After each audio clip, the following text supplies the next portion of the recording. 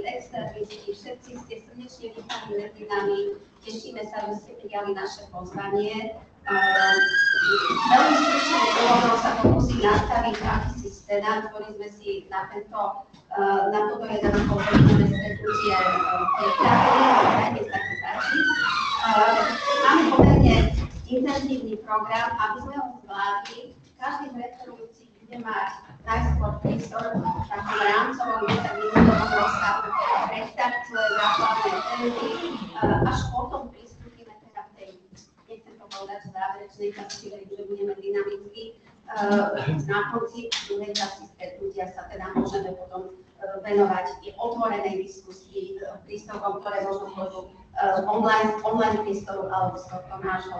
Takže ide o stretnutie, ktoré má istým spôsobom otvoriť problematiku nášho aktuálne riešeného projektu, tak ako bol pomenovaný v pozvánke, a verím, že naši študenti, ktorým sme primárne chceli predstaviť tieto naše ciele, sa nazýva interaktívna štilistika, inkluzívna štilistika, ktorá je ale samozrejme prepojená s touto interakčnou štilistikou. Podrobnejšie samozrejme z rôznych uhlov pohľadu k tomu prehovoria jednotliví referujúci ako členovia toho riešiteľského tímu. Ja prejdem k tomu, že poprosím, aby sa ujal slova pán profesor Dolník, ktorý je našim vedúcim riešiteľom. Pán profesor, ak by ti to nevadilo, keby si prešiel sa.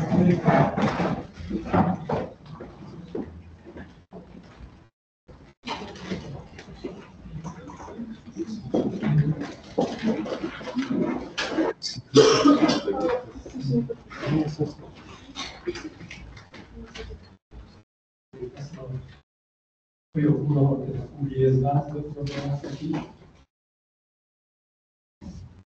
Pozadí celého prístupu k tejto téme je táto normatívna téza.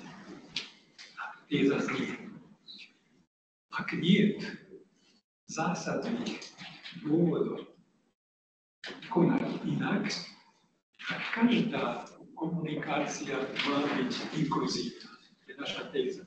Toto tézou sa troška separujeme od bežného prístupu k tejto téme.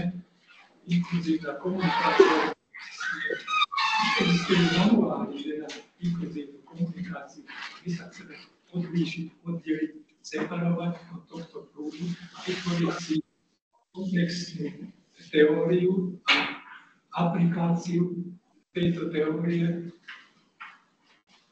tak, aby sa ukázala oprávnenosť a zdôvodnenosť tejto tézy. Táto téza splynie z bežného pozorovania a akceptovania toho spoločenského pohybu, ktorého sme teraz svedkami. Tento pohyb nazývame inkluzivizácia spoločnosti.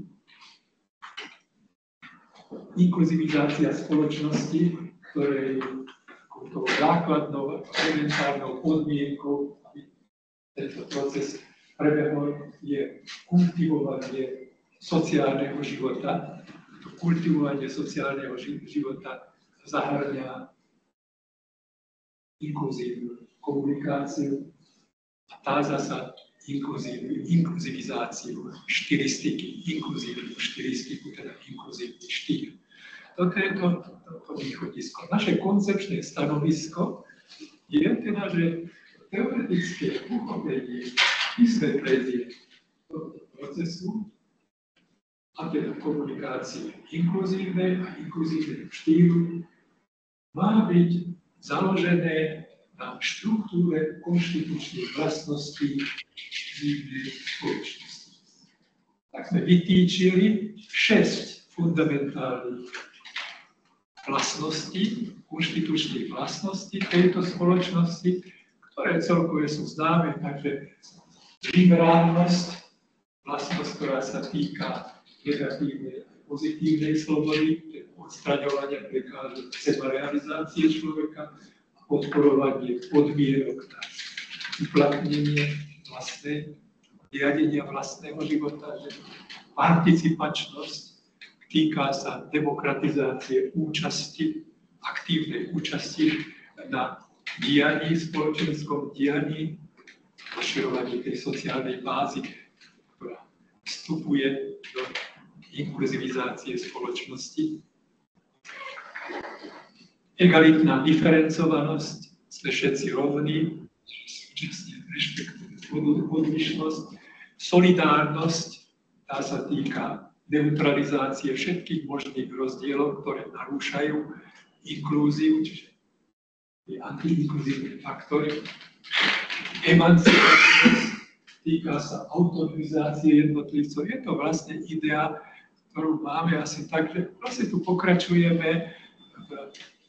v tom, čo začalo osvietenstvo, že emancipovať jednotlivcov a tým emancipovať spoločnosť a nakoniec humanizáciu, teda humanizačnosť ako vlastnosť, ktorá sa týka gestovného rozvoja osobnosti. Tieto vlastnosti, keď zoberieme komplexne, tak vytvárajú normatív pre utváranie inkluzívnych sociálnych systémov. Tým myslíme, tým inkluzívne sociálne systémy, myslíme to, že každá komunikačná formácia, nejaká dvojica, trojica, xica, rodinná komunikácia medzi dvojicami, komunikácia v širokom fóre, že každá teda komunikačná formácia, ktorej sa reprodukujú pravidlá inkluzívnej komunikácie, utvárajú inkluzívne sociálne systémy a tie utvárajú teda štruktúru inkluzívnej spoločnosti. Takže popredí sú tie inkluzívne, teda pravidlá inkluzívnej komunikácie. A tie sa odvodzujú, v nich sa odrážajú tie konštitučné vlastnosti, ktoré som menoval, tých 6 konštitučných pravidiel. Takže potom môžeme hovoriť o liberalizačných, inkluzívnych komunikačných pravidlách, o participačných pravidlách, o pravidlách, ktoré sa týkajú egality, ktoré sa týkajú solidarity, solidarizačné, emancipačné a humanizačné pravidlá. Takže to sa dá potom definovať, že kto rešpektuje napríklad liberalizačné komunikačné pravidlá, inkluzívne pravidlá, ten, ktorý optimalizuje alebo je za optimalizáciu negatívnej komunikačnej slobody a podpory pozitívnej komunikačnej slobody. Čiže všetko to sa opakuje len teda vo vzťahu ku komunikácii. Participácia, účasť na komunikácii, egalita, rovnaká účasť na komunikácii, emancipácia. To znamená emancipovať sa komunikačne, humanizácia, týka sa rozvoja osobnosti. Takže komunikácia vo vzťahu k osobe, rozvíjať komunikáciu osobnosti. Takto sa to dá definovať, teda tieto sociálne systémy, inkluzívne sociálne systémy, vlastne reprezentujú aj to, čo potom hovoríme, z toho hľadiska celku, reprezentujú inkluzívnu komunikačnú kultúru. Tuto takú poznámku k tomu, viete, ako Slovenčiari dobre, že v našej tradícii sa veľmi veľa energie vykladala oprávnenie na jazykovú kultúru. Stále sa hovorí o 10 ročí, jazykovej kultúre sa hovorí. Je to v poriadku. Teraz, ako sa ukazuje, je aj potreba viac presunúť pozornosť na komunikačnú kultúru a teda nie je náhodou, keď sa objavujú naše štúdie v tejto téme, tak sa objavujú paralelné štúdie o komunikačnej kultúre, teda špeciálne inkluzívna komunikačná kultúra. To som teda počiarkol, že to je taký ten troška vedľajší produkt toho nášho výskumu, že obracať pozornosť slovenskej verejnosti viac na komunikačnú kultúru, nezotrvávať tej kultúre jazykové. Keď tá komplikácia, ktorá nastáva v tom praktickom živote, v komunikačnom živote, vyplýva aj z toho, že, ako dobre vieme, komunikácia je taký súhrnný pojem, ale keď zoberieme do úvahy tie základné 4 aspekty komunikácie. Máme na mysli teda referenčnú, vecný aspekt, o čom hovoríme, že sociálno-vzťahový aspekt, že máme na mysli apelačný alebo influenčný, ovplyvňujeme sa aspekt, alebo sebaprezentačný aspekt. Tak keď toto berieme do úvahy, tak vidíme, že ustrážiť inkluzívnosť v každom tom aspekte komplikuje. To je teda aj schopnosť, aj umenie, že ovládať teda reálne pravidlá inkluzívnej komunikácie, aby sa nedostávali do protirečenia naše komunikačné príspevky, naše výkony komunikačné, aby sa nedostali do rozporu tým, že na jednej povedzme na referenčnej úrovni tú inkluzívnosť ustrážim, ale neustrážim to napríklad na sebaprezentačnej úrovni. A tak, že teda môžu vznikať tieto konflikty v komunikácii. Takže na jednej strane hovorím, že ovládanie týchto pravidiel inkluzívnej komunikácie patrí inkluzívnej komunikačnej kompetencii, ale treba aj počítať s tým, že je to aj otázka umenia komunikovať. Nie len teda schopnosti, ale aj umenia, tak ako aj v iných sférach máme na jednej strane schopnosti ovládať pravidlá, aplikovať pravidlá. Na druhej strane jednoducho naše skúsenostné znalosti, ktoré sú nie tak dobre racionálne uchopiteľné, ale potrebujeme to skrátka. Ten cvik v živote, ktorý nás objavuje to, čo mu hovoríme, teda komunikačná intuícia.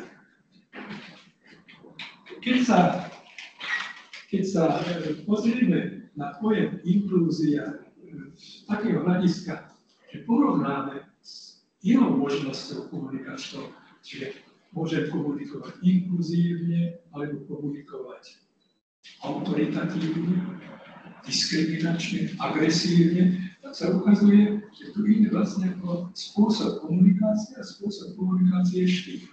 Takže takto sa dostávame k tomu, obraciame pozornosť na to, že inkluzívna komunikácia sa realizuje inkluzívny komunikačný štýl. Tak sme vymedzili ten inkluzívny komunikačný štýl asi v takom zmysle, že je to spôsob komunikácie, ktorým vlastne komunikanti upriamujú pozornosť na základný orientačný rámec tej sociálnej interakcie, a to tým, že odosielajú metasprávu, správu o správe. Metasprávu o tom, že komunikácia je podriadená vôli rešpektovať teda pravidlá inkluzívnej komunikácie. Zhruba tak dobre presnejšie definované, ale k tomu ešte prvú komunikáciu. Komunikačný štýl ako prvotná orientácia samozrejme sa realizuje jazykovými, parajazykovými, mimojazykovými prostriedkami. A tam vstupuje do hry možnosť alternatívne, selekcia, jazyková operácia nazývaná selekcia a ďalšie jazykové operácie, ktoré nás vťahujú do jazykového štýlu. To znamená, jazykový štýl ako spôsob realizácie jazykových operácií je podporným faktorom komunikačného štýlu. Potom celkovo hovorím o komunikačnom jazykovom inkluzívnom štýle. Inkluzívny štýl zahrňa komunikačný a jazykový štýl. Nie je to tak bežné, že to odlišuje. Máme na to dobré dôvody, teraz už môžeme to hovoriť. Na záver krátkeho výstupu chcem zdôrazniť tú našu ambíciu, že zasahovať do praxe, komunikačnej praxe verejného života, že ambíciou je vypracovať nielen teóriu, ktorú som teraz naznačoval, inkluzívnej komunikácie a inkluzívneho štýlu, ale aj model aplikácie tejto teórie, ktorá sa uplatní pri edukácii v školách, teda inštitucionalizovanej, ale neformálnej edukácii. A to má byť teda takým tým reálnym príspevkom a zmyslom toho celého výskumu. Takže ak sa ten výskum je v roku 2027 plánovaný, tak záverom má byť teda nejaká takáto učebnica, takáto publikácia, ktorá ponúka učiteľom a ľuďom, ktorí chcú zasahovať do verejného života, manuál už v inom zmysle, ako sú tieto manuály, ktoré sa teraz ponúkajú, manuály, ktoré sa týkajú celkovej kultivácie jednotlivcov a spoločnosti.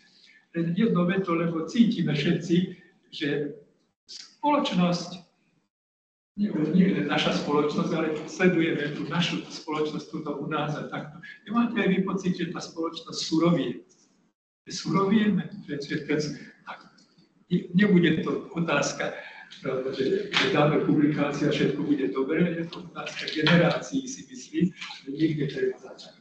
No a toto je naša taká vízia, že by sme mohli myslieť. Ďakujem za pozorné počúvanie.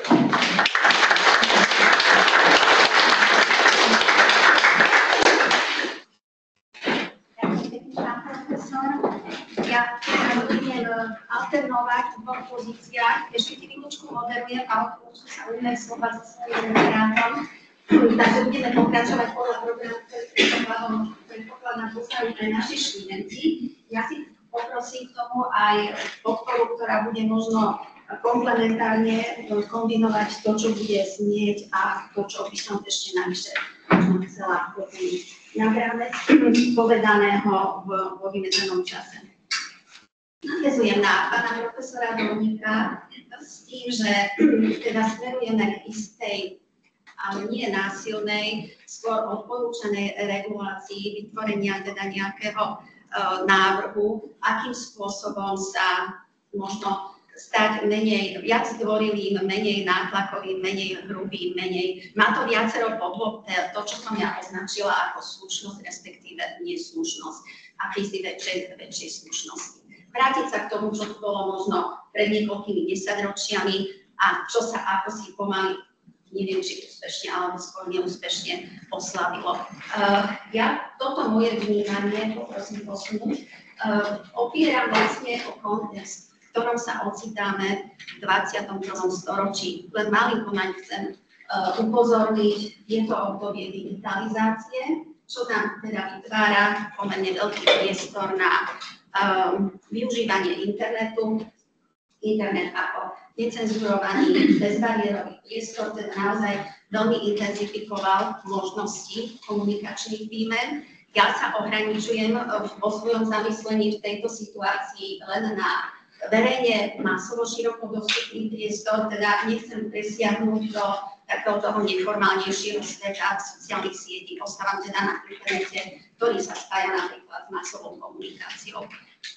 Aj v tomto masovo všeobecne dostupnom a šírenom prostredí bohužiaľ nie sme nejako veľmi výnimoční v porovnaní s tým, čo sa všeobecne konštatuje jednak aj v súkromnom svete, pretože tá hranica medzi tým verejným a súkromným a všelijakými inými a priori tu vyššie spomenutými opozíciami sa hybridizuje, stráca sa, prelína sa a s tým sa vlastne prelínajú aj alebo preštruktúrujú normy akýsi stvorilosti. A tým sa vlastne posúvame do konštatovaniu, že hrubne tá naša komunikácia, čo pán profesor naznačil záver svojho referátu, poprosím posunúť.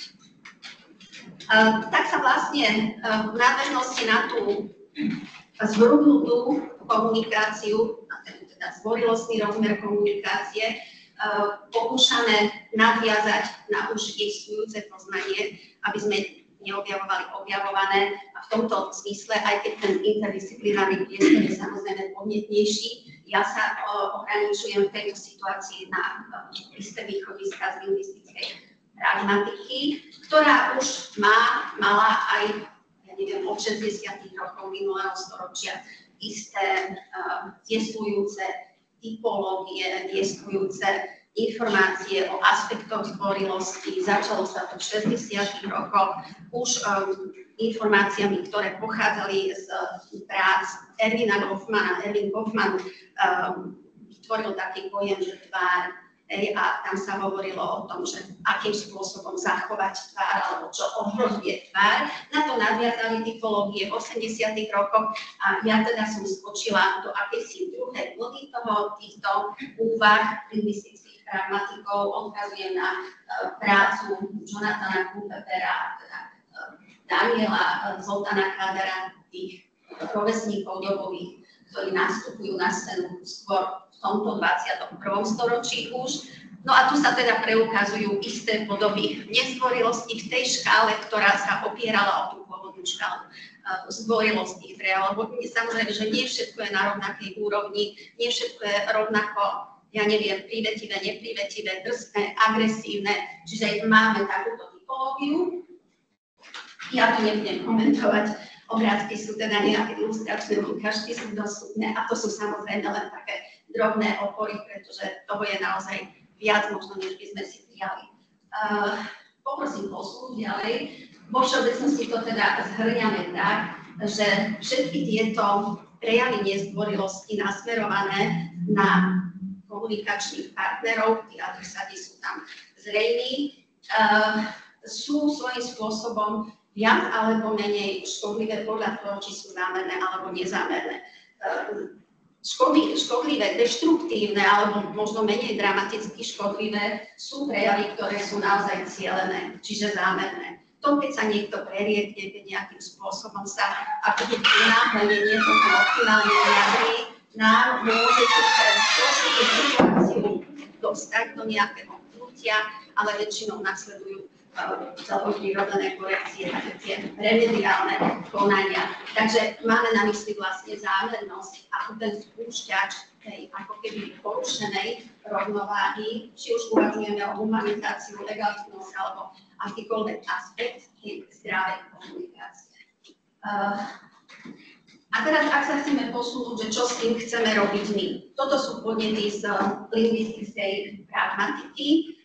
Štilistika či teraz, alebo aj v predchádzajúcich obdobiach v podstate vždy mala na pamäti nejaké aspekty štilistickej kompetencie, ako optimálne, ako vhodne, ako primerane komunikovať. No a teraz teda, keď tomu dáme ten náš prívlastok ako impulzívna štilistika, tak sa dostávame k tomu, čo už spomenul pán profesor. Chceme komunikovať tak, aby sa nikto necítil obmedzený, vylúčený, akýmkoľvek spôsobom ohrozený. Čiže chceme mať komunikačný komfort. Tak to je vlastne tá naša základná ambícia, ako by sme k nej chceli dospievať. No, predovšetkým musíme vedieť adekvátne pri zamýšľaní sa nad našimi odporúčaniami komunikovať, kooperovať s kontextovým ukotvením. Nedá sa uvažovať o nejakých univerzálnych platných cestách, čiže vždy je to istým spôsobom ukotvené v kontexte.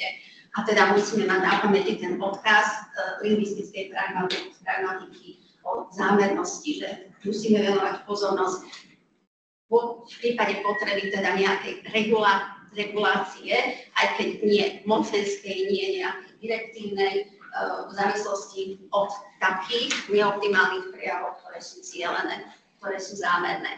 No a už teda len na záver by som, myslím si, že aj je môj čas, by som možno naznačila, ako budeme smerovať, ak tú zdvorilostnú dimenziu komunikácie alebo zdvorilostnú superstratégiu chceme postaviť na nejakých čiastkových realizovateľných krokoch, no tak je veľmi úspešné teda tie techniky orientovať v zmysle meliorácie prejavu. A na to my máme jazykové nástroje, na ktoré odkazujem, či už sú to teda lexikálne, alebo syntaktické, alebo akékoľvek zložky, akékoľvek jazykovej úrovni, ktoré eufemizujú naše prejavy. Existujú aj odkazy z dávnejších rečníckych čias, také tie optimálne figúry typu litotest, že niečo zmiernime. Máme tu teda naznačené cesty metaforizácie, využívania akýchkoľvek optimalizujúcich opisov, parafráz, postupov, ktoré sú súčasťou verbálnej stránky prejavu, popri tom, že reflektujeme neverbálnu stránku a tým smerujeme vlastne k tej adekvátnej selekcii prostriedkov z toho relatívne bohatého spektra, jednak celého národného jazyka, jednak teda tej neverbálnej, aj paraverbálnej zložky komunikácie v záujme podpory alebo záchrany nejakej príretivosti, priaznivosti, vyváženosti komunikácie. Takže asi takto by sme si to predstavovali. Uvidíme, ako sa nám to podarí. Ďakujem za pozornosť.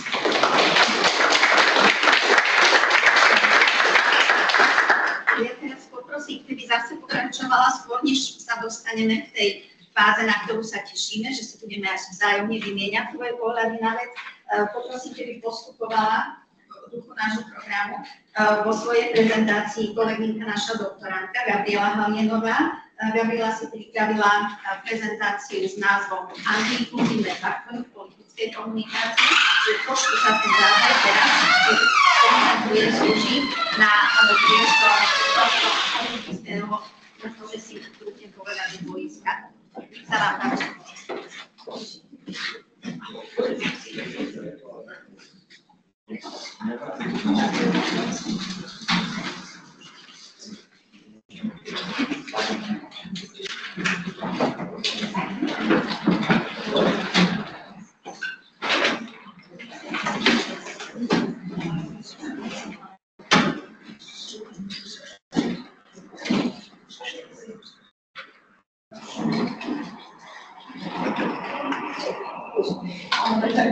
Ďakujem za slovo, ale som pani profesorka.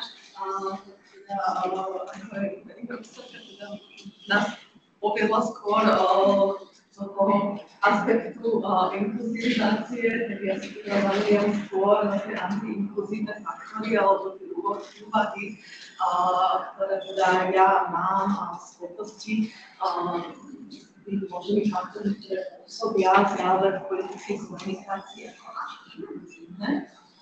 V podstate pri tých svojich úvahách som sa opírala o to pozorovanie politického diskurzu dlhodobejšie a možno, že ešte tak viac som sa opírala práve o prezidentskú kampaň, ktorá prebiehala začiatkom tohto roka, takže možno, že na tomto sa primárne svoje úvahy stavala ako na tej určitej komunikácii, ktorá je aj taká občanov, voličov, vtedy až najvýraznejšia, keďže tie persuazívne zámery. Takže čo sa týka nejakého teoretického východiska, tak len stručne naznačím, ako sa aj spomínal, tieto východiska. Ja som sa opierala najmä o tú tézu, ktorá teda hovorí o tom, že v základe tej etaritnej komunikácie práve ide o kontextovú neutralizáciu relevantných diferenciálnych komunikačných subjektov. Takže to bola nejaká moja základné východisko pri tej úvahách. Naznačila som tu teda aj ako konkrétny komunikačný subjekt a vidíme, že tak vychádza to aj z tej miery potom kolegovia s tými stránkami komunikácií tými základnými tú vecnou, relačnou a apelovou a s tou prezentačnou a už aj vám. Tejto tézy som vychádzala. A vlastne nejaké také moje základné pozorovanie bolo, že pri tej politickej komunikácii, ktorá je orientovaná na občana, tak možno, že ani nie, že tam dochádza k tej inklúzii na báze kontextovej neutralizácii tých relevantných rozdielov, ale často to pôsobilo tak, ako keby sa vytváral ten dojem fázy inkluzívnosti, nie na báze tej neutralizácie tých distinkcií, ale ako keby odsúvania týchto rozdielov, týchto relevantných rozdielov do písania a práve stavanie alebo také akcentácii možných spoločných prienikov a vlastne spoločných vlastností alebo tých podobností. Čiže v podstate môžeme to vnímať ešte dlhšiu snahu minimalizovať tú potrebu prekonávať tie rozdiely ako určite teda prekážky. Čím samozrejme cítime, že za tým je určitá tá komfortnosť tej bezprekážkovosti. Či už teda aj zo strany politika alebo zo strany občana voliča. Ja by som to možno, že aj vyskúmala na príklade práve toho vecného referenčného aspektu komunikácie, kde v podstate práve ide o tú referenčnú stránku, tú vecnú stránku tej komunikácie a tiež v podstate na tej politickej komunikácii že viacerí pozorujeme, že ide do úzadia, že práve do popredia vystupuje úplne niečo iné, skôr napríklad tá vzťahová rovina alebo tá sebaprezentačná rovina. A ten vecný aspekt sa práve tomuto prispôsobuje. Čiže napríklad aj počas tej kampane alebo počas tej prezentácie nejakých svojich smerovaní tých politikov, tak neviedlo sa celkom prezentácii, možno tých svojich vízií alebo prístupňovania určitých tých náhľadov na nejakú socioekonomickú situáciu, hľadiska financií alebo hľadiska sociálneho systému a tak ďalej. Ale skôr sa to uchopovalo cez naozaj takú prezentáciu nejakého osobného života a tak ďalej. Čiže v podstate vidíme, že kedy sa zatlača to, čo je späť priamo s tým profesionálnym pôsobením, s tým profesionálnym životom a vypovedne ide práve to osobné. Čiže vidíme, že ako keby nie je to prekonávanie tej rozdielnosti, tej referencie, kde teda by mohlo dochádzať k takému zbližovaniu politikov a tých občanov, alebo teda mohlo dochádzať k tomu dialógu, ale v podstate sa tam navodzuje taký vzťah, ktorý je na báze už toho, čo napríklad známe pre toho občana, to, čo on dobre pozná, a kde nemusí prekonávať nejaké tie prekážky rozdiely, lebo je to pre neho známe, všetko to sú osobného života, čo sa týka rodiny, priateľov, domácich miláčikov, zájom a tak ďalej. Tak ako tá kampaň mnohokrát práve v takýchto aspektoch bola výrazná a stanovala práve na niečom takomto.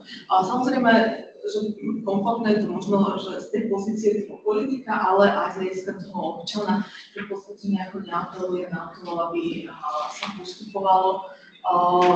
Takže budú tam tie rozdiely relevantné a budú sa prekonávať tie rozdiely. Napríklad poznáme aj tie konštatácie, že naozaj tak komunikácia toho politika bola formálnejšia, bola odbornejšia a práve zameraná na to, čo uchopím ako vecnú stránku, tak niekedy sa práve ozvali tie hlasy, že skrátka je to nezrozumiteľné a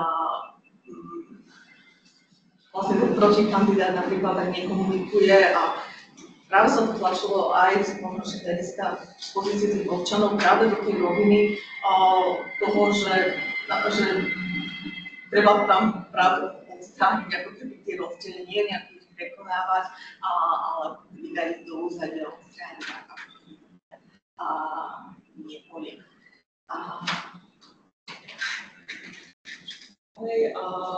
V podstate vidíme, že to sa týka aj ten bojový personalizácie politiky, čiže je to niečo známe a dá sa to uchopiť aj iným spôsobom, že nie je to prekonávanie upozadovanie rozdielov, ktorý neboli relevantné.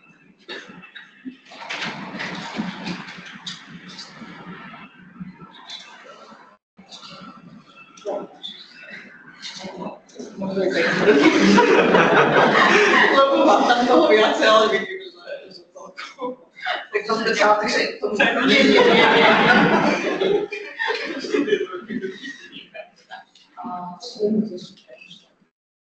Áno, čiže stretnula som aj viaceré inkluzívne faktory, teda nedostala som sa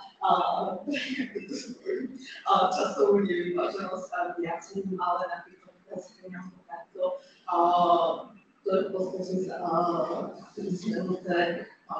to, čo som práve teraz sa snažila vysvetliť, čiže jednak ide o túto pozíciu, kde sa vymenuje a treba prekonávať tie rozdiely a nejako sa to zatlača do úzadia, že samozrejme neznamená, že to tam nie je a že takto sa práve sa mala dosiahnuť tá inklúzia, teda práve tak sa nedosahuje tá inklúzia a považujem to teda za jeden z tých anti-inkluzívnych faktorov, ako sa teda ďalšie, v podstate tiež som sa zamýšľala aj nad tým, že už teda naozaj je to naplnené aj tými relevantnými podmienky z hľadiska toho vecného obsahu, tak často sa to ponúka veľmi izolovane, že napríklad aj v debatách sme mali, že nie vždy tam bola možnosť tej interakcii práve o tom debatovať, ale ponúkalo sa to naozaj veľmi izolovane, alebo aj viem, že naozaj tá kampaň často prebieha na tých sociálnych sieťach a tam tiež to prebieha na tej báze, že sa to podáva skôr takým izolovaným spôsobom, budeme pre určitý muzičné radenie a opäť som chcela poukázať na to, že tam vlastne nie je tá interakcia, nie je tá nutnosť, treba prekonávať čiže oblasti ľudí.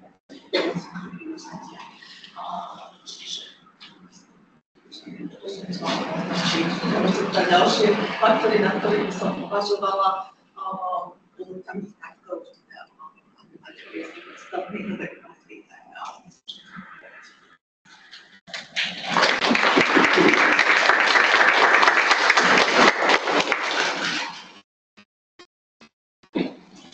Nie, že by som chcela rezigovať, ale aby trošku umiaľať aj pre našich pripojených hostí, tak sa idem pred kamerou postaviť. Dovolím si poďakovať za vystúpenie kolegyni a súčasne uviesť Miloša Horáka, nášho kolegu, ktorý si pripravil svoje expoze na tému didakticko-aplikačný model, inkluzívnosti výsledky a prirodzené rozvíjanie materinsko-jazykovej kompetencie v slovenskom jazyku. Ďakujem pani profesorka za slovo.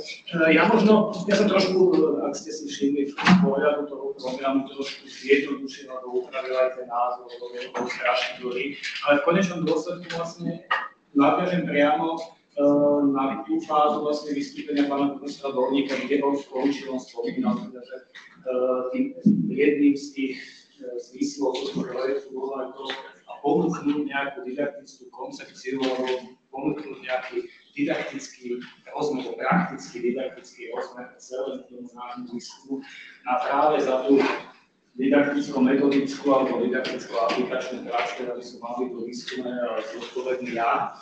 No a pokúsim sa aj teda v priebehu tých 10 minút aspoň trochu predstaviť. Ja keď som rozmýšľal vlastne o tom, že akým spôsobom vstúpiť do tej problematiky, tak mi prišiel vlastne na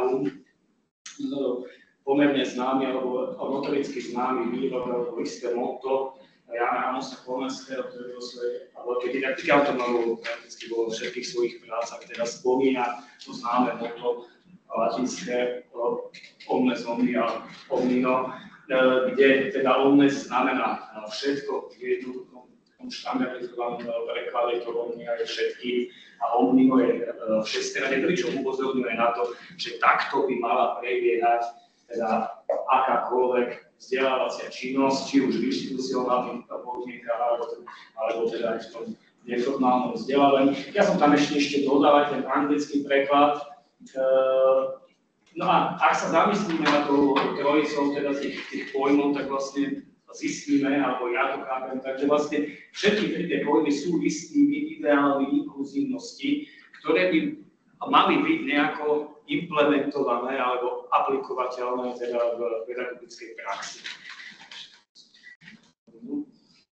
Čiže ak sa zameriame na teda to budeme chápať ako ideály inkluzívnosti, tu by som možno ešte povedal, že ja možno predsa len trošku inak chápem, alebo inak trochu modifikovane chápem teda vlastne tú ideu inkluzívnosti alebo teda samotný pojem inkluzívnosti. A prišiel som k tomu tak, že ako prvýkrát, keď som počul to slovo inklúzia ešte bez toho, čo sme si vlastne o tom povedali, aj bez toho, aby som tomu niečo, teda o tom niečo čítal, tak mne inklúzia ako prvé napadla ako matematická operácia. Inklúzia je prienik. Čiže preto ako keby aj v tom vzdelávaní vyzdvihujem alebo nejakým spôsobom aktualizujem teda ten ideál tej prienikovosti. Na tá prienikovosť sa vlastne v tom Komenského motte vlastne odráža na tých troch bodoch. To všetko prirodzene vieme, že to sa bude týkať toho obsahu vzdelávania, stále to počúvame dokola, že ide o nejaké kurikulárne zásahy, o úpravy, o tematickej skladby učiva. V našom prípade už inkluzívnej štilistiky tam je taká tá dobrá otázka, že vlastne inkluzívna štilistika v pedagogickom procese by mala byť, alebo teda tým cieľom by malo byť vychovať univerzálneho štilistu. Čiže štilistu schopného naštilizovať akýkoľvek text bez výraznejších defektov a takisto bez nejakých dehumanizačných alebo desolidarizačných tendencií. To všetkým, samozrejme, to tiež asi rozumieme, mali by sme vzdelávať bez ohľadu na pôvod, pohlavie a tak ďalej. O tom ani nechcem veľmi rozprávať, ale práve tomu tretiemu bodu, to je ten najdôležitejší bod, tu ale samozrejme aj toho Komenského môžeme podrobiť kritike, že čo vlastne znamená to jeho všestranne. No tak keď ja som na tým uvažoval, tak tá všestrannosť v tretej zložke toho citátu sa jednak týkala tých použitých metód, aby to vyučovanie nebolo strašné a stereotypné, čiže opäť dochádzalo k tej prienikovosti tých metód. A jednak sa ma dotýka samotnej osobnosti žiaka. Čiže aby boli zasiahnuté opäť v prieniku všetky zložky jeho osobnosti, čiže intelektuálna, ale aj tá vôľová, emocionálna, afektívna. A ešte aj iné zložky. A ak toto chceme nejako implementovať do teda výučby slovenského jazyka alebo slovenčiny, a v tomto prípade na úrovni štilistiky, prirodzene, že teda tá štilistika sa na základných a stredných školách vlastne učí v tom komponente takzvanej slovu alebo slovovej výchovy, ja to označujem ako komunikačnú slovovú výchovu. Zmyslom toho názvu projektu teda bolo, aby sa ten učiteľ v tom zorientoval, čo je inkluzívna štilistika, čo je inkluzívny štýl. Čiže a to vlastne to je to, čo to hovoril v úvode profesor Dolník, že našou prvoradovou úlohou je naučiť to učiteľov komunikovať inkluzívne a až potom následne oni môžu, tak ako to tam je napísané, sprostredkovať ideu inkluzívnosti alebo inkluzívneho štýlu, inkluzívnej štilistiky priamo na hodinách slovenského jazyka. V konkrétnej rovine to znamená, tiež to spomínal pán profesor, že jedným z tých produktov tohto celého výskumu by malo byť vytvorenie nejakej didakticky orientovanej publikácie. Ja som tam dal učebnicu, možno ešte nejaké operatívnejšie by bolo vypracovať metodickú príručku, ale zase to by bolo na úrovni tých manuálov, ktorých je pomerne dosť dnes dostupné, na ktorej by sme tou prístupnou alebo didakticky prístupnou formou bolo vysvetlené, čo je jazyková inklúzia, čo je inkluzívny komunikačný štýl, čo je inkluzívna štilistika následne. No a potom by sme ponúkli nejaký súbor alebo návodov alebo cvičení, prípadne nejakých postupov, ako inkluzívne pristupovať k jazyku, čiže k štilizovaniu. A samozrejme so zachovaním všetkého toho, čo v tej štilistike už poznáme, čiže aj komunikačné etiky, aj komunikačné isté efektívnosti, pretože možno, že niektoré tie inkluzívne operácie nebudú až tak komunikačne účinné v rámci efektivity a podobne. No a ak ešte v závere svojho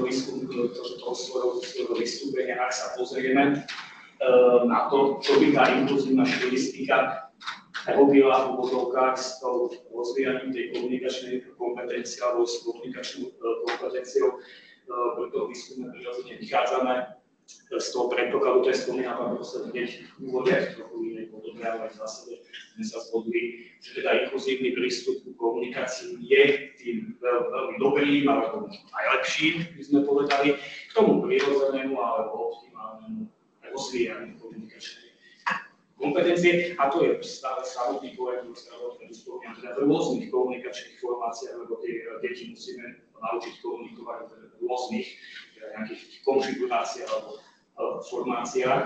No a k čomu potom u toho študenta dochádza, u toho žiaka, ja som tam aj toho človeka, lebo už tam nejde len u žiaka, nejaké základné stredné školy, ale človeka ako takého, tak malo by dochádzať pri rešpektovaní tých zásad inkluzívnosti jednak k rešpektovaniu teda tej autonómnosti žiaka, celej globalite jeho osobnosti, čiže rešpektovaniu potrieb, záujmov a tak ďalej, jeho motivačných štruktúr. Potom to spomínala kolegynka Halienová, keď hovorila o tom komforte, no inkluzívna štilistika by mala smerovať tak osobnému komfortu, čiže ona by mala vychádzať zvnútra toho subjektu, toho samotného komunikanta.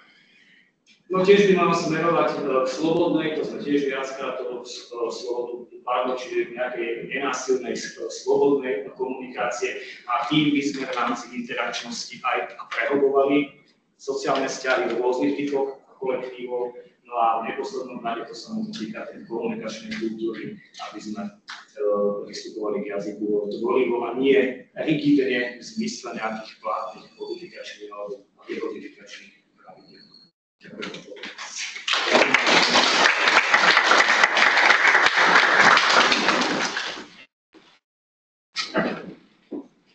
Tým sa presunie na svoju pozíciu nasledujúci prednášateľ náš mladý kolega doktora Michal Zoller, uvedeného lektora, ktorý má názov Aspekty inklúzie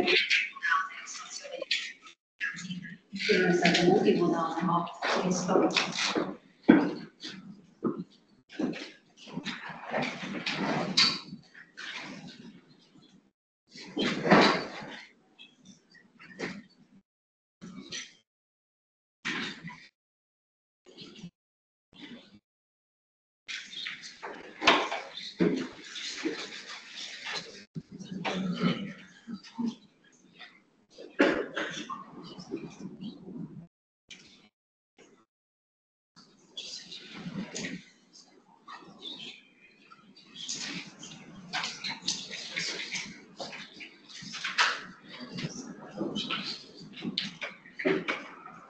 Ďakujem za slovo, prepáčte, mám technický problém, keby sa prezentácia nedá otvoriť. Takže...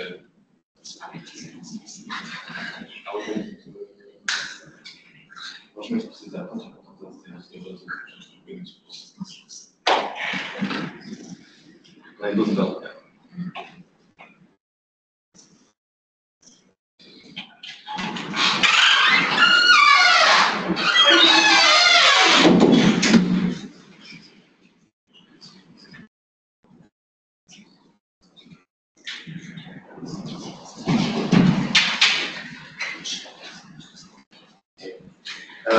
Tak názvom môjho príspevku sú aspekty inklúzie multimodálnej sociovedeckej komunikácii.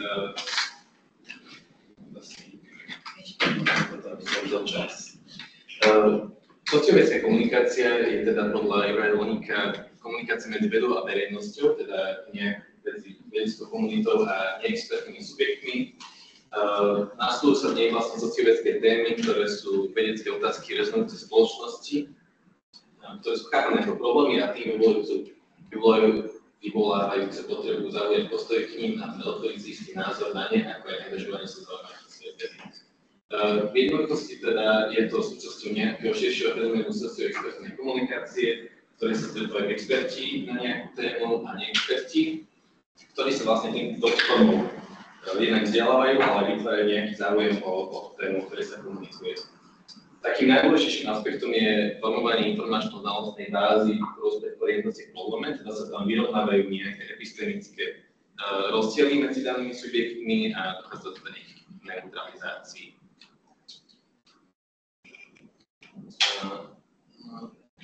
Myslím si, že to by sme mohli preskočiť. Opäť teda budem hovoriť o aspektoch inkluzívnej komunikácie, podobne ako kolegyňa Halienová, s tým, že teda teda vychádzam z tej teórie, kde vlastne sú definované tie aspekty, to je epistemický aspekt, ktorý sa vlastne týka rozdielov v tých kognitívnych úrovniach, alebo teda v tom nejakom rozprávaní o obecnom svete.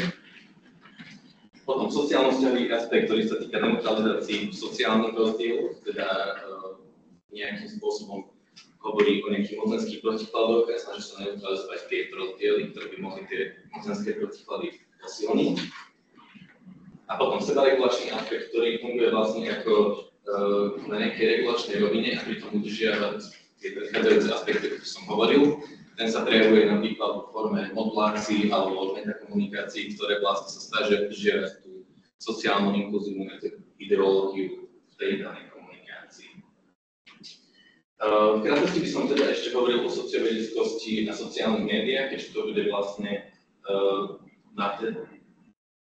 teda ten materiál, ktorý budem neskôr analyzovať, sa bude týkať sociálnych médií. Dnes už teda vieme, že sociálne médiá sú nástrojmi na udržiavanie sociálnych vzťahov, no tiež nejakými zdrojmi informácií, teda veľmi často. A dokonca možno aj najčastejšie sú používané sociálne médiá na získanie nových informácií o vede a technológiách. Citujem kvantitatívny výskum slovenských vedcov, ktorí ten výskum robili v slovenskom priestore. Zároveň teda je pochopiteľné, že sa tam tá sociovedecká komunikácia vyskytuje, keďže vlastne tá sociálne médiá reflektujú sociálnu realitu a teda je prirodzené, že sú takýmto spôsobom prepojené. Čo je však zaujímavé, je, že na sociálnych sieťach sa vlastne vyskytuje ktokoľvek a teda môže tam fungovať nielen inštitúcia, ale aj bežný používateľ, či niekto, kto má iba chvíľu záujem a teda títo ľudia majú rovnako možnosť tieto informácie prezentovať. Dá sa teda povedať, že vedecké informácie môžu prezentovať nielen vedecké osobnosti, ale aj vedeckí novinári, influenceri, záujemcovia vedu alebo fitness trendy, prakticky ktokoľvek.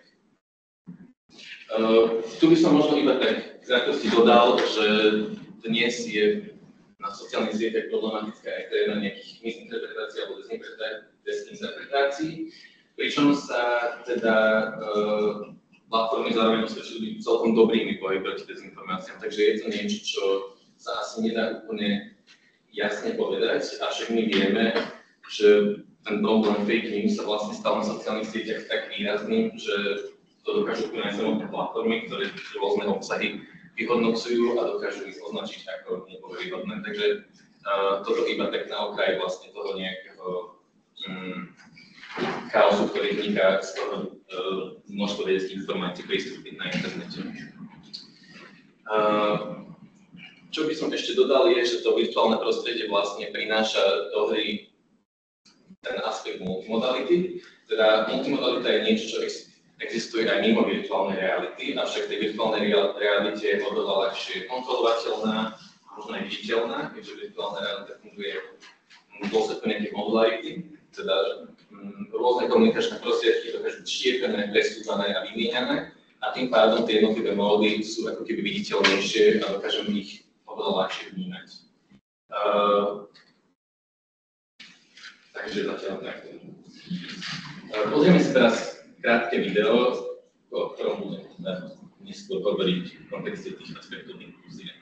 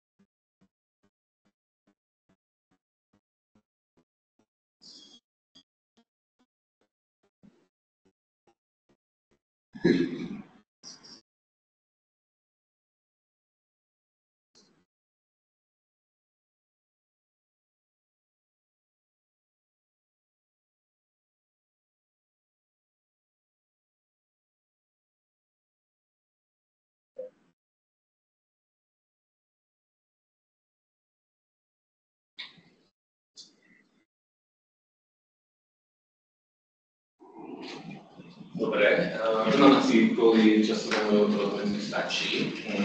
Čo by som k tomuto povedal, je vlastne teda pôjdem postupne po tých troch aspektoch a krátkosti nejakým spôsobom zreportujem to, akým spôsobom sa zobrazili v danom texte. V prvom rade teda tá jazyková stránka textu sa snaží vyvarovať nejaké prílišné odbornosti, teda smeruje k nejakým všeobecným pojmom, teda k nejakej vágnosti. Vidíme, že sú tam formácie ako niečo, čo sa volá vágnou efekt alebo mentálne dočknúť. Teda obchádzajú sa časti výkladu, ktoré by vedeli ten text príliš zaťažiť a bolo by netransparentné. Menej transparentným však je akoby paradoxne ten pojem vágnosť, ktorý sa tam vyskytuje a ten vlastne nikdy nie je explicitne vysvetlený, takže to je niečo, čo si ten používateľ musí dohľadať. Čo je zaujímavé tiež je, že influencer vlastne vo výsledku zážitku simuluje nejaké kognitívne nastavenie expertov, teda vychádza z nejakých bežných skúseností ľudí a tie ďalej aktivity explanuje a dostáva sa akoby k tej vedeckej perspektíve, teda na to, že som to v takomto nejakom postupu ešte dajú nejaký zážitok. Potom dochádza k jeho explanácii, potom je tam vlastne nejaká citácia nejaké vedecké štúdie a potom vedie používateľ nejakom praktickému experimentu, ktoré vlastne predstavia ten efekt na nejakej akoby skôr praktickej rovine. Ďalej by som možno niečo povedal o tých titulkách, ktoré sa nachádzajú v rámci textu nižšie. Oni vlastne tiež sú súčasťou tej jazykovej modality, keď v tom písanom prejave a vlastne fungujú ako názvy nejakých fiktívnych kapitol. Vlastne tu ich vidíme takto vypísané. Niekdy som možno iba v jednoduchosti povedal, že vlastne predstavujú taký nejaký akoby autonómny významový sled, teda že človek, ktorý si nezapne tú audio zložku, tak číta iba toto a z tohto by mal vlastne akoby dostať nejakú formu informácií o tom, čo sa v tých videách deje.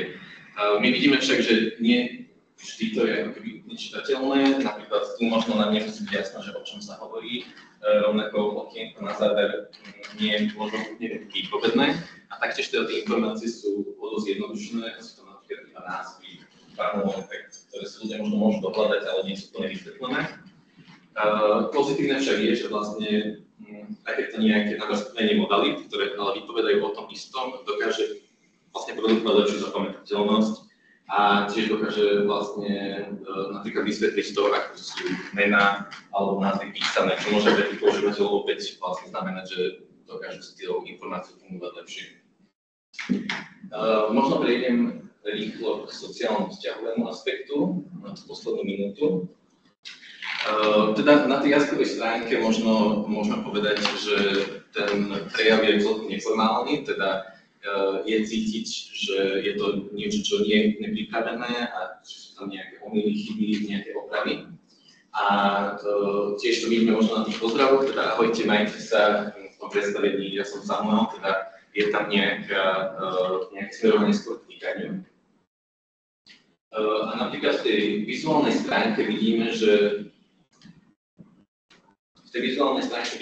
tá kamera je vlastne simuluje nejakú podobu selfie, teda je tam nejaká priama interakcia s divákom a teda sa tam opäť zdôrazňuje nejaký osobný aspekt, kde vlastne on navyše dokáže prezentovať nejaké aspekty identity, ktoré tento osobný aspekt dokážu znova počiarknúť. Teda vidíme, že je tam nejaké športovom oblečení, že je na nejakej turistike, že vlastne akoby reprezentuje možno nejaký druh zdravého životného štýlu. Ale tiež vlastne sa vytvára situácia, kde vlastne my sme s ním na turistike v nejakom jeho osobnom voľnom čase a rozprávame sa s ním o horoskopu. Takže toto je možno z tej vizuálnej strany. Čo sa týka toho sebaregulačného aspektu, tak ten je vlastne v kontexte tej virtuálnej komunikácie problematický, pretože my nemáme akoby dostupnú tú rovinu toho, kde by sme možno tú opravu alebo tú reguláciu tej sociálnej ideológie videli. Častokrát totiž to je prezentovaný iba nejaký selektívny obsah, ktorý už je ako keby podrobený nejakej regulácii a teda my vidíme iba ten výsledok. Samozrejme stáva sa, že tá regulácia môže byť prítomná v tých textoch, avšak v tomto máme skôr pocit, že tam existuje teda nejaký predvýber, ktorý vlastne tie nejaké defekty v rámci dodržiavania tej ideológie mohol odstrániť. Takže za mňa poslednú času takto. A ďakujem pekne za pozornosť.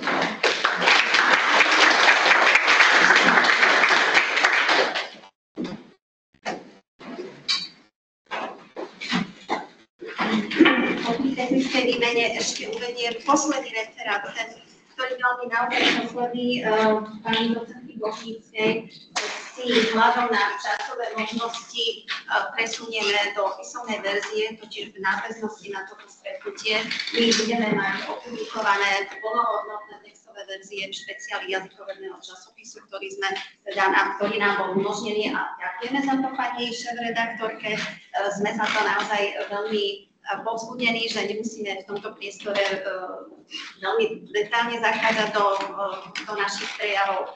Takže teraz ešte dostáva referát pani kolegyne Mariny Kažarnovič, ktorá nám predniesie svoje expoze pod názvom Kvázi inkluzívny štýl ako novodobý trend.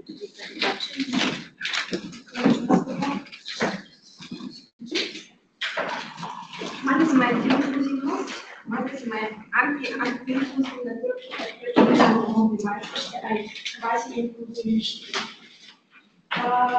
Neviem, či máte aj vy ten pocit, ja osobne som ho už nadobudla, ja stále hovoríme, že musíme byť inkluzívni, snažíme sa veľmi, už dokonca aj moja dcera, ktorá je štvrťačka, dostala svoju prácu na 10 po inkluzívnej triede. A pritom, neviem, že nejako nevieme k tomu dospieť, ani teraz už sme začali to aj veľmi, veľmi pragmatizovať. Až si využívame tú inkluzívnosť, aby sme dostali nejaké svoje ciele.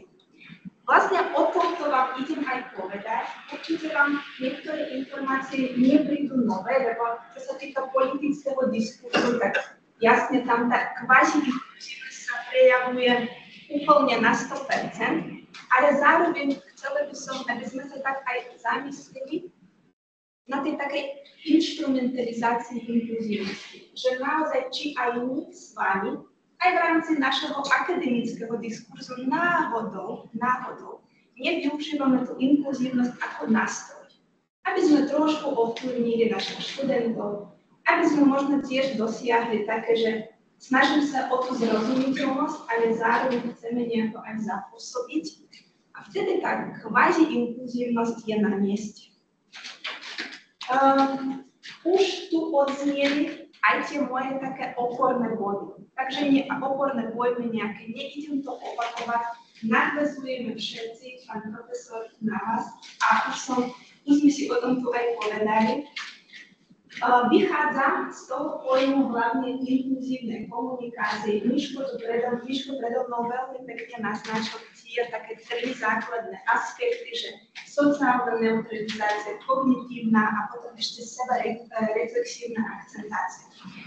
Nejdem to nejako vysvetľovať, ale potom vám to priblížim už na základe tých konkrétnych nejakých, nie že jedného a naozaj niekoľkých diskurzov. Aby sme si to zase pripomenuli a hlavne, aby som ukázala, že ako to pracuje pri tej kvázi-inkluzívnosti. Inkluzívny štýl a potom nasleduje tá kvázi-inkluzívna komunikácia. Čo sa týka pojmu inkluzívny štýl, tak jasne, že sme v tom našom projekte hlavne na začiatku a iba sa snažíme nejako dospieť a dúfam, že nám sa to aj podarí. Teraz momentálne, tak ako už to aj hovoril pán profesor, to rozumieme ako štýl, ktorým sa snažíme dosiahnuť tú plnohodnotnú komunikáciu, slobodnú, rovnocennú, rovnoprávnu. A samozrejme sú tam v hre dve tie základné zložky. Aj komunikačná, aj jazyková. To znamená, akým spôsobom proste dávame najavo v tom komunikačnom kontexte, že naozaj chceme byť inkluzívni a zároveň aké prostriedky na to používame. Čo sa týka kvázi-inkluzívnej komunikácie, tak pôvodne som mala v pláne, že hneď sa vás spýtam a tu v dialógu si to tak nejako trošku priblížime a vysvetlíme, ale asi na to čas nemáme, tak aj takto cítite, že kvázi to znamená, že ako by. Keď naozaj nie iba chceme dať najavo, že sme inkluzívni, ale v podstate tá komunikácia nie je inkluzívna. Prečo vôbec som na začiatok dala, že teraz tak sa zdá, že ten kvázi-inkluzívny štýl je ako taký novodobý trend, tak tu som nám vymenovala aj také nejaké základné podmienky, ktoré umožnili vôbec formovanie a fragmentované využívanie toho kvázi-inkluzívneho štýlu, že tá demokratizácia komunikačného priestoru, samozrejme v prvom rade internet, každý z nás má tú možnosť, má to právo povedať to, čo chce. Mediatizácia, marketizácia sociálneho života, to je samozrejme tiež taktiež spojené s internetom, s digitalizáciou komunikačného priestoru, s tým, že keď máme učiť na sociálnych sieťach, tak aspoň trošku sa snažíme byť aj zaujímavé pre tých našich a tým pádom dosť často sa snažíme nejakým určitým spôsobom, takým predajom prezentovať samých seba a potom v takomto duchu píšeme aj príspevky, dostupnosť informácií, keď v podstate sa stierajú postupne hranice aj medzi expertom, laikom, potom tiež sme si už povedali aj dneska, aj nie iba dnes. No a samozrejme potom dochádza v tej evolúcii racionality, všetko sa dá spochybniť, neexistujú nejaké autority, každý môže proste ohodnotiť nejakú informáciu, naozaj aj spochybniť, publikovať, reprodukovať informácie. No a tá kultúra intelektuálnej nenáročnosti, to tiež predpokladám, že chápeme všetci, o čom sa dá hovoriť. Čo sa týka spôsobu prejavu kvázi-inkluzívneho štýlu, tak to, čo som tu vymenovala, také tri nejaké, určite to nie je ten celý zoznam, to iba to, s čím sa stretávame najčastejšie, kvázi-inkluzívny štýl ako komunikačná stratégia, potom pragmatizácia diskurzu o inkluzívnosti a potom instrumentalizácia inkluzívnej zrozumiteľnosti. Čo sa týka kvázi-inkluzívneho štýlu ako komunikačnej stratégie, v podstate všetko, čo som tu uviedla, určite ste sa s tým stretli. V prvom rade v tom politickom diskurze.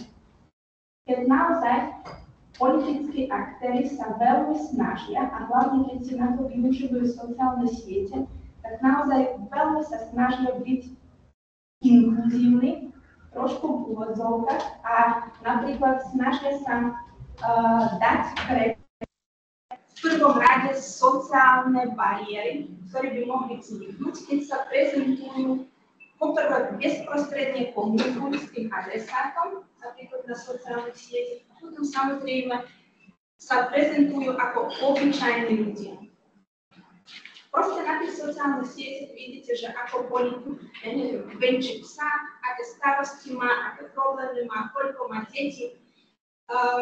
A to, čo napríklad na začiatku možno pre toho adresáta bolo aj také zaujímavé, že tak priotvoril ten život, tak nakoniec, neviem, či ste sa s tým stretli, sledujete si to, už niekedy aj napíšu tomu politikovi, že a prečo by nás to malo zaujímať. Tá komunikácia v mene ľudu. Určite ste sa s tým stretli, ako poznáte, že to kolektivizované my ako obyčajní ľudia, čo sa týka obyčajných ľudí, tak ten výraz už naozaj je precedentný. A mne sa zdá, že už ten výraz poznajú nie iba na Slovensku. Takže potom vlastne také populistické vyhlásenie v duchu, že všetko urobíme preto, aby, ja neviem, tá krajina bola tým čo najlepším štátom. Ja sa vám priznám, mám tu vypísané aj príklady, ale proste verím a dokonca som si aj istá, že ste sa s tým stretli a viete, o čom hovorím. Proste ide o to, že ten kvázi-inkluzívny štýl, možno v prvom rade som si všimla práve v tom politickom diskurze, že ten politik sa snaží priblížiť, niekedy možno aj naozaj v tej dobrej vôli, ale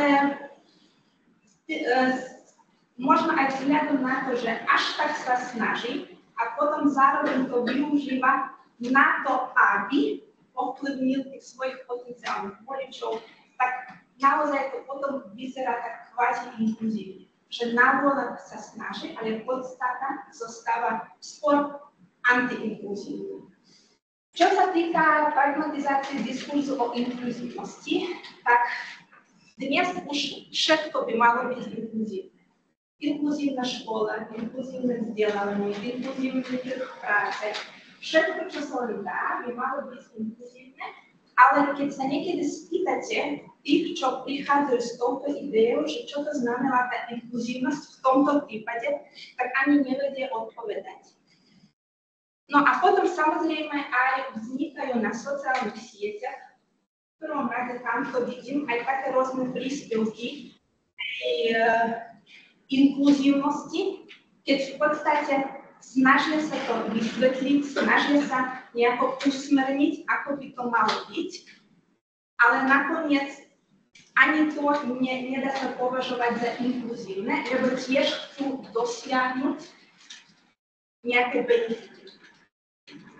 Takže aj v tomto kontexte sa dá hovoriť o kvazi-inkluzívnosti. No a potom ešte tá posledná, tak ako som povedala, dá sa nájsť aj iné spôsoby prejavu, ako také kontexty, v ktorých sa formuje ten kvazi-inkluzívny štýl.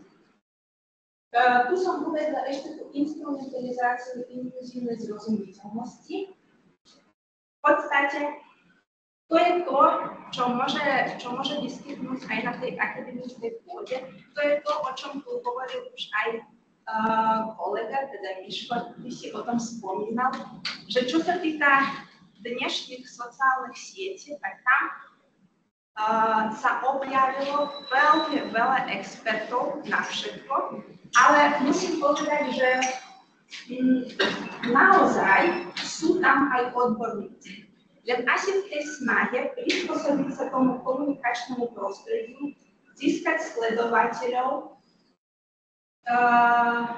Niektorí samozrejme na tom chcú, na tých sociálnych sieťach chcú aj zarábať. Tak v tomto zmysle tam sa využíva tiež ten kvazi-inkluzívny štýl, keď tá optimálna zrozumiteľnosť, ktorá predpokladá, že neideme všetko zjednodušiť, určite nie, a práve naopak by sme mali odstrániť tie kognitívne bariéry takým spôsobom, že by sme trošku potiahli hore toho spolukomunikujúceho napríklad s tým intelektuálnym nejakým deficitom kognitívnym, tak deje sa práve to opačné, že ideme všetko maximálne zjednodušiť, vysvetliť to tak, aby proste každému všetko hneď bolo jasné. No a vlastne Miško napríklad dnes spomínal aj sociálne siete dosť takého populárneho slovenského influencera, ktorý je zároveň aj docentom Univerzity Komenského. Tak môžem povedať, že aj v prípade, lebo tiež som pozerala aj jeho stránky, aj jeho web stránku, aj sociálne siete, tak tam tiež je vidieť, nakoľko v snahe predať svoj text, podať svoje znalosti, nakoľko v tejto snahe ide proste všetko úplne zjednodušiť. A vedie to samozrejme potom k tomu, že znižujeme úroveň tej komunikácie. Sander, už ma.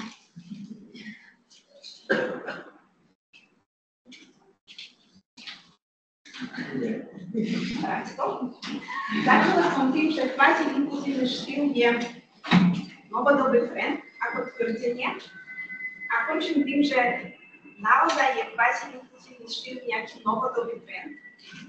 Necítite za tým, že kvazi-inkluzívny štýl existoval vždy, že je to taký čistý populizmus, proste populistický štýl, ktorý si môžeme využívať a aj využívame. Jediné, čo možno by som podotkla, že tá dnešná doba, ten populizmus, ten kvazi-inkluzívny štýl veľmi a veľmi rozšíril. To, čo sme vždy viac menej tak nechávali na ten politický diskurs, že to je niekde tam, tak neviem, či nemáte pocit, že to sa už dnes strašne rozkazí. Preto vlastne sa pýtam, že aj seba, či to je naozaj nejaký trend, a či je to hlavne nejaký novodobý trend, že je to taká novinka. A to je vlastne všetko odo mňa. Ďakujem za pozornosť.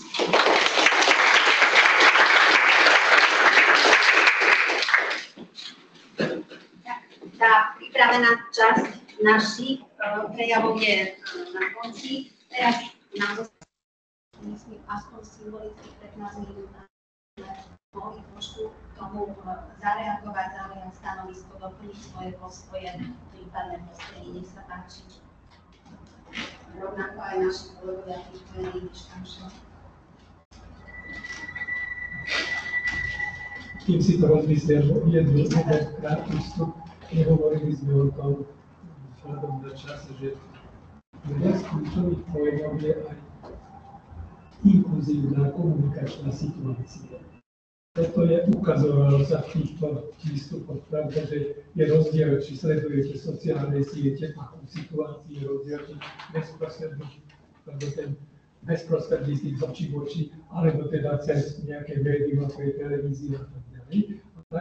A to z toho príde potom potreba jednoducho zmapovať situácie, inkluzívne komunikačné situácie z pozície istej systematiky.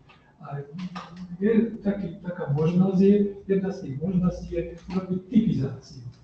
Typizáciu týchto situácií a potom sa ukáže aj v takom svetle, dobro aj táto kvázi, čo Marina teraz kvázi, inkluzívna komunikácia, ako sa ukazuje v tej systematike. Toto je, všimnite si, že všetky tie výklady vlastne upozorňovali na to, poprvé, že inklúzia je teda zneužívaný výraz.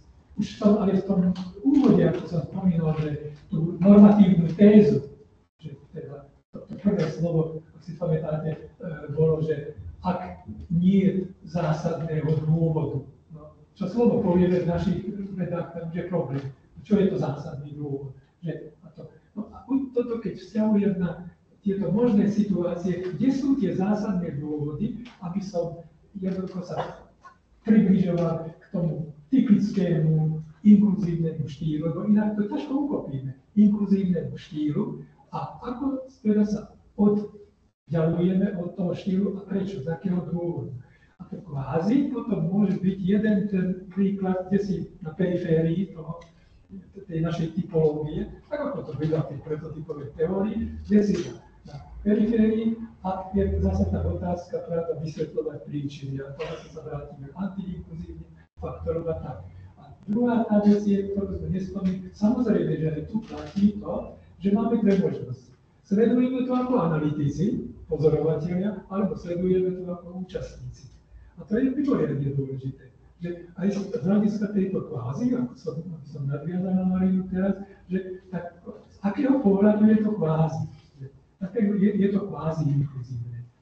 Z pohľadu analytika, alebo teda z pohľadu toho účastníka. Takže, a teda ten účastník má dobrý dôvod na to, aby teda takýmto spôsobom, aby zneužíval teda tú inklúziu, tak čo s tým robíme? Teda musí nám to zapadnúť do istej systematiky a myslím, že tam asi aj teda pôjdeme ešte tou cestou, že budeme musieť teda zmapovať tie komunikačné situácie, ktoré nazývame inklúziu. No a ešte jednu vetu, že musíme dávať pozor. Inklúzia ako predmet komunikácie, niekedy sa nám to teda takto tu javí. Inklúzia jednoducho ako o inklúzii hovoríme a inklúzia ako komunikácia na základe pravidiel inklúzie. To niekedy sa to nemyslím tu nám, ale v verejnosti práve sa to tak pomieša a tým sa stráca tá istota, že čo to je vlastne tá inklúzia. Ako keď sa niekoho spýtam, čo je inklúzia, no tak je to zneužívaný výraz, je to zdevalvovaný výraz a tak. A my sa v tom tej devalvácii. Pán profesor to trošku vyprovokoval. Pokojíme sa. Mne sa zdá to len čiastkovo v výskume, ale teda keď počúvam teraz kolegov, veľmi dôležité vyjasniť ten rozdiel medzi solidarizáciou a inklúziou. alebo taká solidarizácia, že ako niečo posledné pre tú komunikáciu, identifikácia, stotožňovanie sa, približovanie sa tých komunikačných partnerov, ale to zároveň neznamená, že je to aj inklúzia. Že čo vidíme pri tom kvázi inkluzívnom špiráli tých politikov a tak ďalej, že tá solidarizácia je tam vlastne v popredí. Áno, aj ten občan sa identifikuje, chce, potom reprodukuje napríklad tie moje metafory, ktoré sledujem, hej, a vlastne sa tam naplňa tá definícia solidarizačná. Ale absolútne nie, nemôžeme hovoriť o tej inkluzívnej, kde udržiava to vlastne tie atribúty tej rovnocennosti v komunikácii, tej, že sa má dospieť v slobode týchto komunikačných partnerov, to inkluzívnou komunikáciou. Takže toto sa mi tam ukázalo pri tom inkluzívnom jazykovom špiláku. Ďakujem pekne. Janka, prečo? Lebo hovorilo sa veľa o kognitívnej rovine. Čo sa týka týchto napríklad influencerov, oni možno nie sú ani tak zameraní na to, aby mali by podávať nejaké exaktné znalosti alebo niečo také, ale skôr moderovať iracionalitu, ktorá v spoločnosti. Že tam nie je možno prioritný cieľ odovzdať informáciu v úplnosti, ako skôr potomovať tie iracionálne tendencie. Že ten jazyk sa tomu prispôsobuje viac. Ďakujem pekne. Janka Dekarovičová, nech sa páči.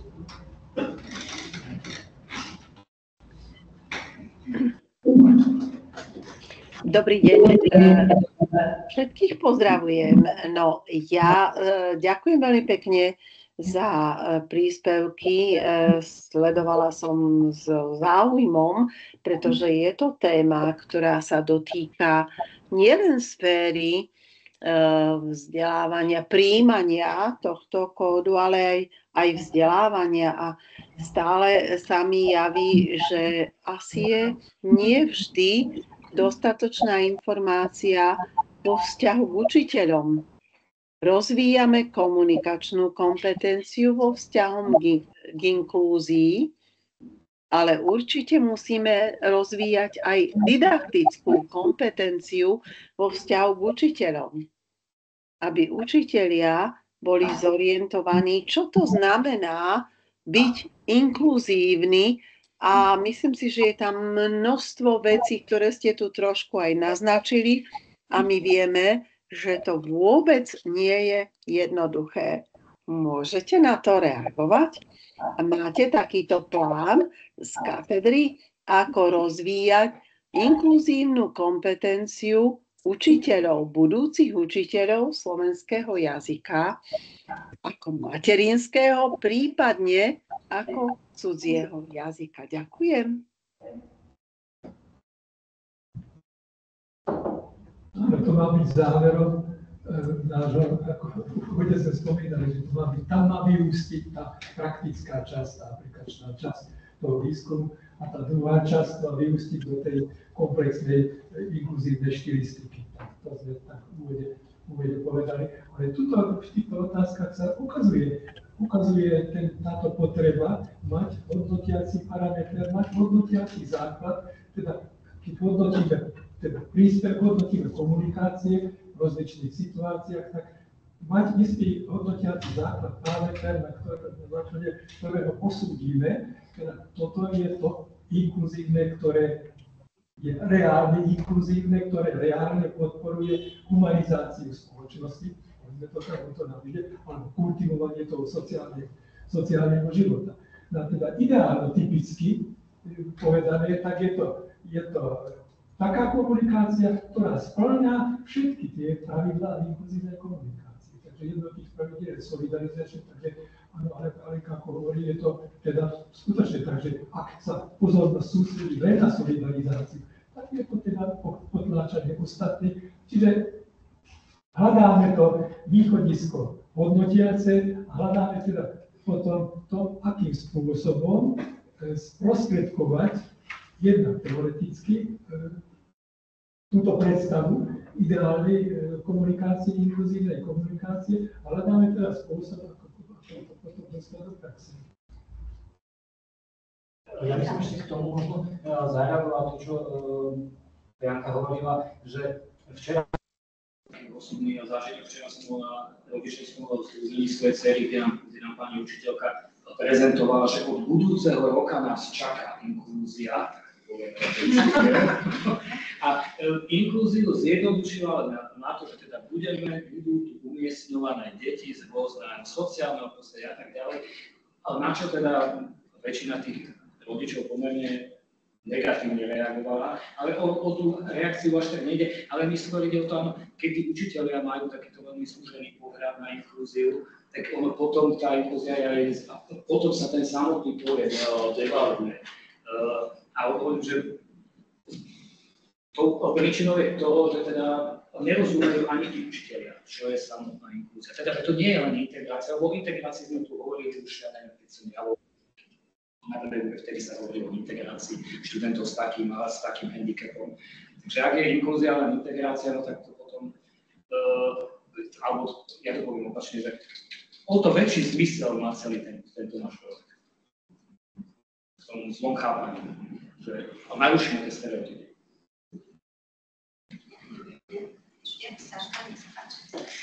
Roman, prepáčte, potom si nájdem. Samozrejme, že tá komunikácia politikov je natoľko viditeľná, natoľko ovplyvnená, že nie je možné jednoducho sa tomu nevenovať a páči, akým spôsobom to uchopili doktoranti a veľa vecí nám teda ako vysvietili, ale tu by som chcela opýtať, že tá úloha toho politika, ako sa sám on cíti, že či ten človek vo verejnej službe, alebo či on už je showman, alebo mediálna celebrita, tam už niekedy to vôbec nie je jasné vlastne. Ako on seba vníma v tom momente, keď ako v mene teda štátu, by som povedala, že niečo také reprezentuje, má nejaký mandát, oslovuje občiansku spoločnosť. A potom sa on správa tak, že nielen teda tá kvázi inkluzivita má podobu, že teda podvieza tým alebo tým svojim voličom a tak ďalej, ale jednoducho, že tam stvorí toho spoločného nepriateľa a zalieva ich prúdom teda všelijakých nenávistných nálepiek a vieme teda asi vulgárnosť, agresivita a tak ďalej. To znamená, že tá antiinkluzívnosť dokonca sa nevyhýba aj takýmto komunikačným prostriedkom, pretože nejakú úlohu plní. A to je teraz ešte troška taká ďalšia otázka, že niekoľkokrát tu zaznelo, že instrumentalizácia, povedzme, istých štilistických prostriedkov, aj tá antiinkluzívnosť sa instrumentalizuje. Chýba mi tam prídavné meno, tak ako je marginalizačná instrumentalizácia, diskriminačná instrumentalizácia. Aká je toto instrumentalizácia tých štilistikách? Aké prídavné meno by sme dali tam charakterizujúce na začiatku toho substantíva instrumentalizácia? Ja neviem, ale pýtam sa. Dávaš podnet na zamyslenie? No, podnet, aj vlastné, aj. Nám všetkým ďakujem veľmi pekne. Ja by som ešte teda dala posledný priestor, lebo sa nám končí náš vyhradený čas, nášmu veľmi disciplinovaný sa hlásiacemu hostovi. Roman, nech sa vám páči. Ďakujem veľmi pekne za slovo. Ja by som sa chcel spýtať, že čo sa týka tej inkluzívnej štilistiky, ktorú chcete zaviesť pre učiteľov, chcete to zaviesť pre základné školy alebo stredné školy, alebo ešte sa nepohrávajú vôbec s tým, že kam inkorporovať tú inkluzívnu štilistiku. A vo prípade, že či spolupracujete aj s autorkami nového kurikula pre slovenský jazyk a literatúru, ako napríklad Vysokou literatúrou alebo Vysokou Potočnou, alebo či máte ambíciu s nimi spolupracovať, alebo aktuálne už sa inovuje to kurikulum. Ďakujem. No, a Roman dal takú otázku, ktorá je otázka v budúcnosti. Teraz pracujeme na tej teórii, pravda, na empirických základoch tej teórie a takto. Ale tá ambícia je pre školy, pre všetky typy škôl to dostať, to je, kde inde začať, aby nie v školách, že tak inak to nedostaneme. Ale jednu vetičku na Sašu, to je veľmi dobré, ale chceme, tuto práve sa ukazuje to, čo som naznačoval, že analytický pohľad a ten účastnícky pohľad. účastníckého pohľadu, samozrejme ten politik povie, no pozrite sa, ja som úspešný, čo mi tu budeš hovoriť? A toto, mňa zvolili a tak toto je dobrá komunikácia. A teraz sa pozrite z toho analytického pohľadu, ktorý má tú víziu inkluzívnej spoločnosti, no tak to je inak, že? Tak, teraz buď sa to bude reprodukovať stále, že ten bude úspešný, ktorý je najväčší hulvát, že? A tak, alebo niečo sa udeje. A to je to výšku dostať, niečo sa udeje. No tí ľudia to prijímajú, že on to dobre mu dodal, že? A tak ho zvolíme. A to je to náš človek. Chceš jednu vetu, tak jednu vetu. Ja len ešte kolegu. Nejde o tie kulturálne zásahy, že nejako rozširovať ten obsah, ale skôr ide o tú inkluzívnosť chápeme ako prierezov cez všetky témy. To je aspoň tak. A vyučovací predmet. Nie je vyučovací predmet, ale nezasahovať do inedovaného kurikula jazyka a literatúry. Čiže nepridávať tému navyše, ale ju inkorporovať, ale ja som tam mal implementovať do už existujúcich kurikulárnych tých tém. Nesúhlasím, lebo na základnej škole sa učia takové 4 jazové postupy a tým to hasne. A je to veľmi analytické, takže sa pýtať, či máte tú ambíciu dostať. A naozaj toto je téma, ktorá sa nedá vyčerpať za 15 minút, takže ja som si dovolila ukončiť túto etapu našich rozhovorov. Našich hostí by som si dovolila pozvať do našej katedrovej miestnosti, zasadačky, na možno pohárik vody, kávy alebo nejakého iného podporného prostriedku, ktorý nám rozprúdi diskusiu aj v neoficiálnej podobe. Všetkým ostatným našim študentom ďakujem pekne za spoluprácu. Nádejam sa, že trošku sme vás tiež vyprovokovali, aby ste sa touto problematikou začali zaoberať, zamýšľať. Čoskoro sa dostanete práve vy do toho priestoru, ktorý je tým semenišťom toho budúceho správania mladých, perspektívnych verejných činiteľov alebo vôbec občanov tejto krajiny. Tak máme pred sebou naozaj misiu všetci, nielen tento riešiteľský tím a pravdepodobne sa to nenaplní len ako keby v krátkodobom horizonte. Ďakujem vám veľmi pekne za prítomnosť, za spoluprácu, akokoľvek formou. Ďakujem pekne aj našim dištančne zapojeným hosťom. Ospravedlňujem sa docentovi Dodejkovi. Ja som tu mala signál, že ešte sa hlási tempo. Si medzi nami pýtali, vieš, že my si nájdeme cestu, kde si ešte tie veci spoločné diskutujeme. Ďakujem všetkým a